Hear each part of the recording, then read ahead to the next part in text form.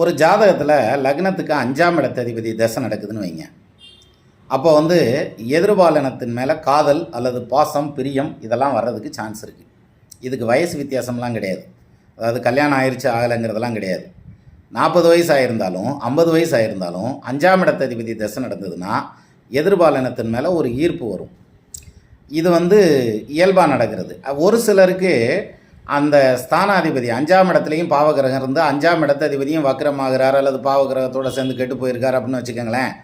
இவங்களுக்கு character assassination ஆகிறதுக்கான வாய்ப்பு உண்டு. அந்த ஒழுக்கம் கெட்டுறதுக்கான அமைப்பு இருக்குது. ஸோ இவங்க தான் இதில் கவனமாக இருக்கணும் அப்படிங்கிற மாதிரியான டைம். இப்போ காதல் வரணும் அப்படின்னாக்க புதன் கேது சேர்ந்துருந்தால் காதல் வரும், அல்லது புதன் பாவகிரகத்தோடு இருந்தால் காதல் வரும் அப்படிங்கிற பாயிண்டெல்லாம் உண்டு. ஆனால் இங்கே அதெல்லாம் எடுபடாது.